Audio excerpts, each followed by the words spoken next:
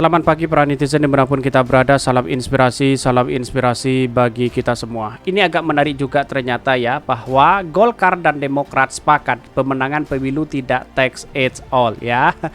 Dalam artian bahwa kalau memang ini benar, akankah ya Demokrat akan berkoalisi dengan partai Golkar begitu. Lantas bagaimana dengan koalisi perubahan? Kan itu logika kita begitu. Kalau ini yang kemudian menjadi sandranya Anies Baswedan tidak maju lagi sebagai presiden, ya bisa saja seperti itu begitu. Tapi Partai Demokrat tidak semudah itu ya. Jadi dia Partai Demokrat itu logis sekali melihat perkembangan hari ini begitu. Toh walaupun hakikatnya menjadi cawapres, yang mending Anies Baswedan saja, kan begitu logika kita begitu. Tetapi kalau memang Partai Golkar ingin gabung ke koalisi perubahan ya, lalu kemudian tawar-menawar di situ, inilah yang kemudian membentuk koalisi besar ya.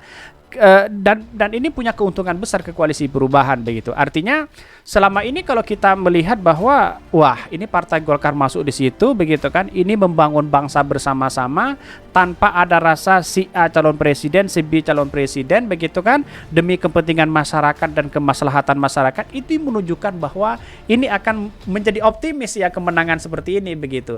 Jadi artinya kita lihat bahwa hari ini di perkembangan politik hari ini seolah-olah Pak Ganjar paling terkuat begitu kan. Padahal di satu sisi koalisi perubahan hari ini sangat luar biasa begitu ya. Tetapi mari kita baca terlebih dahulu komentar-komentar netizen seperti ini.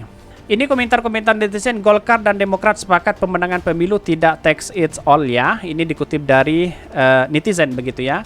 Golkar ya hebat ya, sangat jelas melihat peta politik pemilu di 2024 ya. Bahkan ya punya potensi kemenangan di Pilpres ya, jagoannya yang diusung oleh KPP. Semangat langkah ini bukan karena khawatir tidak dapat kue kekuasaan. Selamat merapat ya. Inspirasi perubahan harus tetap terjaga ya. Yang menang mengamankan posisinya dengan menarik sebanyak-banyak partai yang masuk kabinet. Itulah cara pikir yang benar. Biar oposisi lemah, DPR dikuasai. Ya enggak Pak Jo. Tetapi kan terbaca hari ini begitu kan Pak, strategi-strategi seperti itu begitu. Jadi artinya selama ini kalau kita melihat dari kalkulasi politik hari ini ya bisa saja itu adalah benar begitu kan ya. Tetapi di satu sisi kalau kita melihat perkembangannya dari demokrasi kita ya bisa saja begitu kan. Dan bahkan banyak lagi komentar-komentar netizen yang kemudian bahwa menjadi acuan oleh mereka begitu kan, dalam artian bahwa ya Partai Demokrat Partai Golkar ini bisa juga diperhitungkan, kan begitu logikanya begitu. Ini sangat menarik begitu. Tetapi ya mari kita baca terlebih dahulu beritanya seperti ini. Ini beritanya ya. Ini The Golkar dan Demokrat sepakat memenang pemilu tidak tax it all ya. Tax it all ya. Ini dari Tempo ya. Ketua Umum Partai Golkar Airlangga Hartarto menyampaikan poin-poin yang disepakati antara Partai Golkar dan Partai Demokrat dalam pertemuan dengan mantan Presiden Susilo Bambang Yudhoyono atau SBY adalah Airlangga dan sejumlah pimpinan ya Beringin ya menemui Partai Beringin menemui SBY yang juga Ketua Majelis ya Tinggi Partai Demokrat di kediamannya di Cikias Bogor ya. Kedepan Partai Golkar dan Partai Demokrat sepakat bahwa pemilu itu bukan the winner likes it all ya, kata Airlangga dalam konferensi pers ya bersama Ketua Umum Demokrat Agus Harimurti Yudhoyono ya. Artinya kita Indonesia Raya, kita bukan seperti Amerika. Demokrasi yang kebarat-baratan itu demokrasi ya the winner takes it all ya, kata Airlangga. Sementara dalam konsep demokrasi Pancasila semua pihak kita sama-sama membangun negeri bersama-sama pihak yang memenangkan itu ya. Ini kan sudah jelas artinya ada sesuatu yang memang jernih itu untuk membangun bangsa kita begitu. Jadi kalau semuanya membangun bangsa ditentukan harus capresnya si A, si B dan si C, kapan mau maju bangsa kita, kan begitu logika kita begitu. Artinya selama ini ya Partai Golkar sudah mumpuni dalam hal ini begitu kan.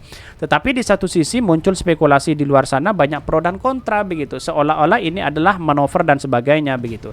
Kalau ingin bersama-sama membangun bangsa, carilah pemimpin yang punya perubahan besar begitu kan. Apalagi Pak Prabowo begitu kan ya. Ya kalau ingin bergabung ke Anies Baswedan sah-sah aja, kan begitu logika kita begitu. Airlangga atas menggunakan analog olahraga voli. Begitu ada pembentukan tim nasional atau timnas voli, maka anggotanya bukan hanya berasal dari klub yang juara kompetisi ya, tapi dari semua klub. Nah, kebetulan saya juga cabang olahraga Wushu ya. Jadi saya tahu apa yang namanya sportivitas, apa yang penting untuk menjadikan sebuah tim yang kuat. Kata Ketua Umum Pengurus Besar Wushu Indonesia ini ya. Bahkan dalam pertemuan ya, Airlangga menyadari Golkar saat ini berada di pemerintahan dan Demokrat sebagai oposisi. Akan tetapi Airlangga dan AHY momentum pertemuan sama-sama mengungkapkan kemenangan ya, kenangan 10 tahun kedua partai sama-sama mendukung pemerintah SBY dan di 2024-2014. Inilah yang kemudian menunjukkan eksistensi keberhasilan Partai Demokrat dan Partai Golkar ya. Kalau memang dia bersatu masuk ke koalisi perubahan ya, ini menjadi sebuah kekuatan besar begitu kan. Tapi tidak menutup kemungkinan ya lawan-lawan mereka juga kuat begitu ya. Jadi tidak perlu disepelekan hal ini begitu. Jadi artinya kalau kita melihat dari situasi dan perkembangan politik hari ini, bisa saja bahwa Partai Golkar itu bermanuver begitu ya. Tetapi di satu sisi dia akan melihat perkembangan politik hari ini begitu, apalagi dari Partai Demokrat begitu ya, yang sudah jelas-jelas masuk di koalisi perubahan begitu. Dan bahkan ini ada yang mengatakan bahasa gampangnya kalau Prabowo AHY menang Demokrat dapat ya, kalau Anies menang Golkar dapat, yang jelas kalau GPH ya, kalau GPAH Demokrat nggak bakal dapat. Inspirasi perubahan ya harus tetap terjaga. Pertarungan ya tambah sengit ya. Yang penting pada bersaing secara sehat ya. Jalani demokrasi dengan gembira sukacita. Betul begitu kan. Ini sangat menarik sekali kalau kita berbicara ini begitu. Inilah demokrasi kita. Tapi perlu diingat siapapun presidennya ya, pilihlah dengan pro terhadap rakyat begitu.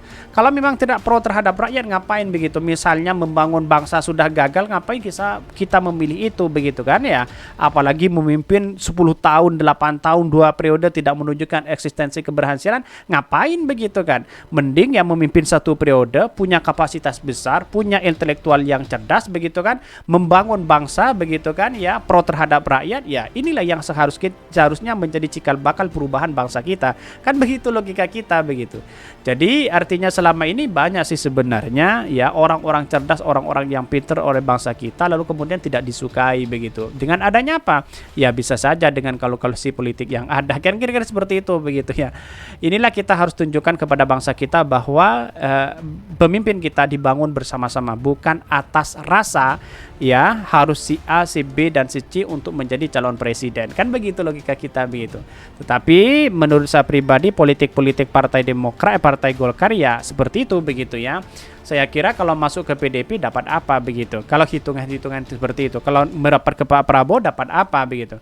Kalau kepada koalisi perubahan dia akan menguntungkan sekali. Karena apa?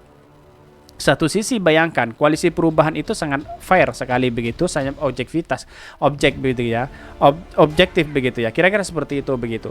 Mungkin itu yang kami sampaikan. Tonton terus channel Hodari Podcast Rakyat ini karena ada berita-berita menarik dan viral setiap harinya. Salam para netizen, salam inspirasi bagi kita semua. Jangan lupa di subscribe channel YouTube Hodari Podcast Rakyat ini.